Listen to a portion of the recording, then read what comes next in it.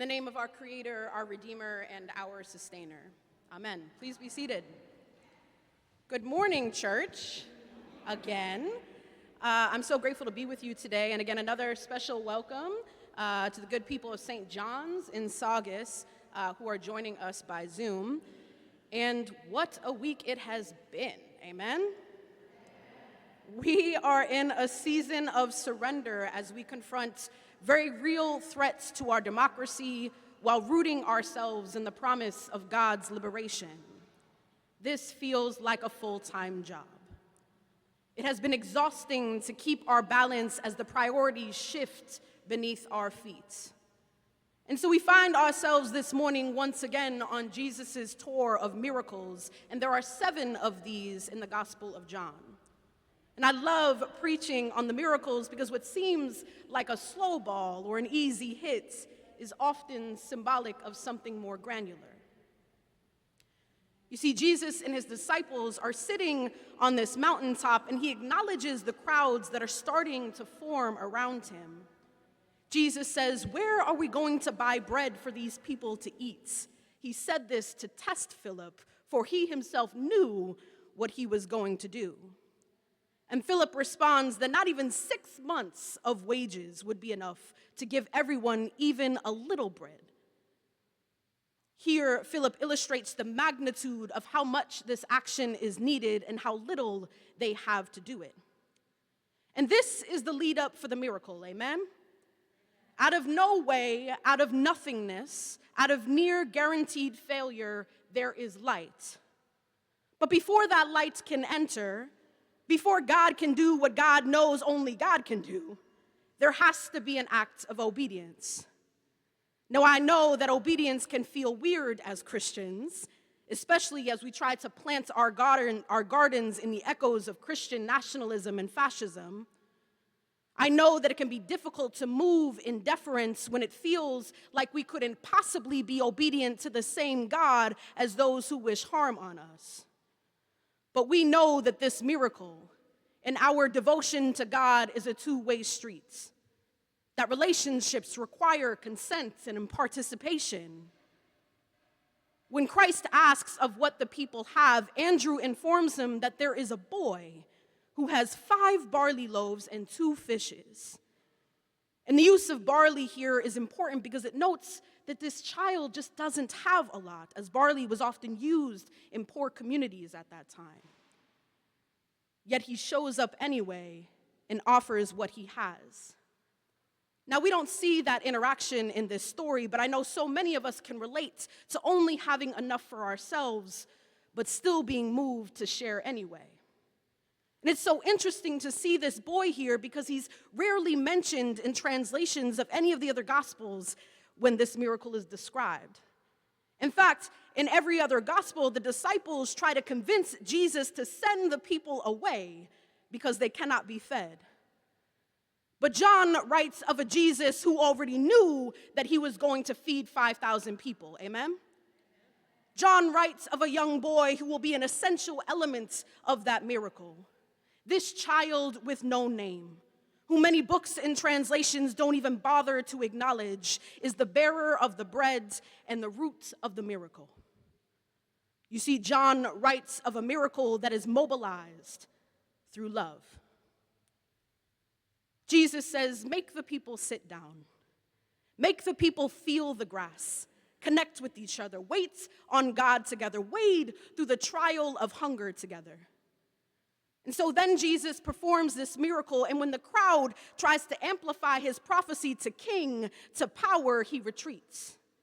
He retreats to offer the 5,000 and us the chance to connect and build something greater, to cultivate a hunger that is fed by compassion and equity, a hunger that transcends the physical.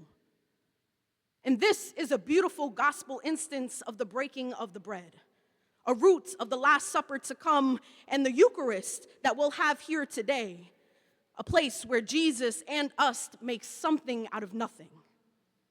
So when we engage with the Eucharist 2,000 years later, it's not just an act of consumption, but also an act of becoming. Through the Eucharist, we all eat the same bread and drink from the same cup. Through the Eucharist, we are reminded that we are all anointed equal. Through the Eucharist, like the disciples, we are called to mobilize for love. And so it's strange to be living in a time where there is such a push to roll back decades of organizing for holy liberation. We organize politically because we know that just like those who seek to harm us, the political is personal and spiritual for us too. Amen? We know that the same Christ who breaks this bread is the boy who brings it, is the pastor that prays over it, is the people who are nourished by it. We know that connection and shared humanity are great unifiers in times of division. The wine and the bread aren't just inherently Jesus, we collectively incarnate them. The miracle is in the continuation, the participation, the consent. There is reciprocity and interdependence in our faith journey and in our belief that all people will be free. And we know that even as we gather this Sunday to celebrate the ordination of women into the Episcopal priesthood, that there are other Christians that believe that we are sinning by doing so. That by being a house of prayer for all people, by celebrating our diversity, our queerness, our cultures, our languages, our stories, our understanding of a liberating God who loves each of us wholly and comprehensively, that we are wrong for doing so. These Christians are also children of God. But these are also the same Christian children of God who will sit with the bankers and tax collectors before they wash their feet of their neighbors. These are the same Christian children of God who will turn away the boy without a name because the bread is not for everyone.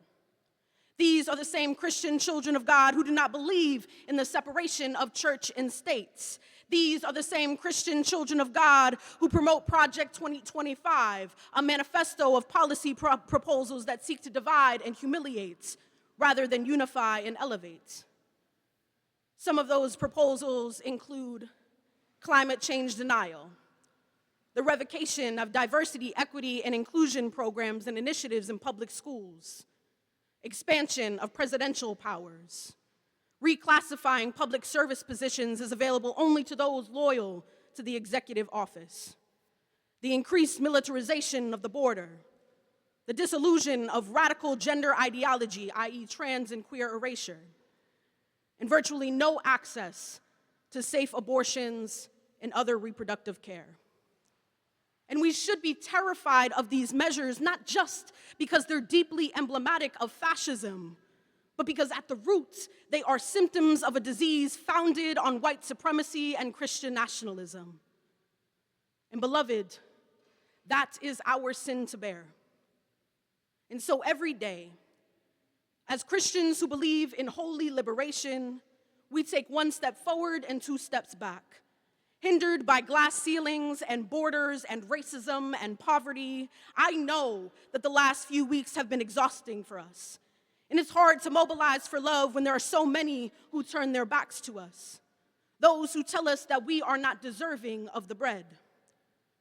Mobilizing for love doesn't mean that we shouldn't be angry and grieving, amen? Especially when a war criminal walks the halls of Congress and Black women like Sonia Massey are shot dead by police in their homes. Mobilizing for love means accountability and systemic change. It means justice and freedom. It means listening to and being led by women, especially women of color. It means doing the work so that women of color, especially Black women, are not always put into positions where they need to save all of us, let alone democracy. It means moving with hope. It means that some Sundays are just for celebrating where we've been because nothing else feels warm enough to call home. Tomorrow is the 50th anniversary of the ordination of women as priests in the Episcopal Church. On July 29th, 1974, 11 women were ordained at the Church of the Advocate in Philadelphia, Pennsylvania. They are now colloquially known as the Philadelphia 11, and I hope that you'll stay after church today to watch that documentary about them. Their names were Merrill Bittner, Alla Bozarth Campbell, Allison Cheek, Emily Hewitt, Carter Hayward, Suzanne Hyatt, Marie Moorfield, Jeanette Picard, Betty Scheiss, Katrina Swanson, and Nancy Wittig. Our very own Bishop Barbara Harris, who at that time was the senior warden at Church of the Advocate, years before her own ordination, served as crucifer. And these women dared to show up at God's table when it seemed like there would be no meal for them. And they dared to do this at a humble church in Philly on the corner of 18th and Diamond Streets 2 years before it would even be recognized at General Convention. For far too long, they had been walking with gifts, a basket full of bread and fishes, only to be told that they were not deserving and that miracles were not meant for people like them. Yet they showed up anyway. Amen? When I think about mobilizing for love, I think about the Philadelphia 11. I think about how they paved the way for so many women who have inspired and loved me. I think about how the ordination of women carved a path for the ordination of trans people like me too. I think about my spiritual director, the Reverend Dr. Donna Wall, the way she encourages my laughter and deep identification with a poetic and loving God. I want to mobilize for love like she does. I think about our friends, Reverend Eva Ortez and Reverend Molly Minerath, the way they speak joy into our lives and embrace the God-given call of queerness in the church. I want to mobilize for love like they do. I think about Reverend Cynthia Pape, who was our deacon for so many years. Her humor, her fiery spirit, her commitments to the poor and marginalized.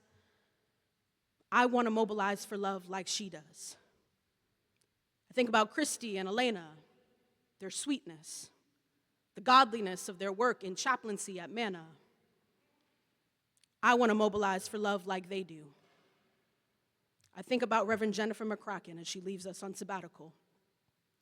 Her tender heart, her adoration of Jesus, her selflessness. I want to mobilize for love like she does. And of course, I think about Dean Amy, her goodness, the way she leads us with such grace even in our hardest moments, the way she held my hand through a panic attack last month.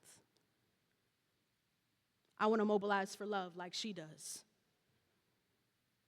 I think of the many moments these women have been told to sit down and wait. Through discernment and anticipation and sorrow and rejection, through change and joy and blessing, and they showed up anyway. Amen? And because they showed up, we showed up too. Because of the sacrifices of women and other people with no names, because of the miracle of our diversity, we have built this beautiful house of prayer for all people.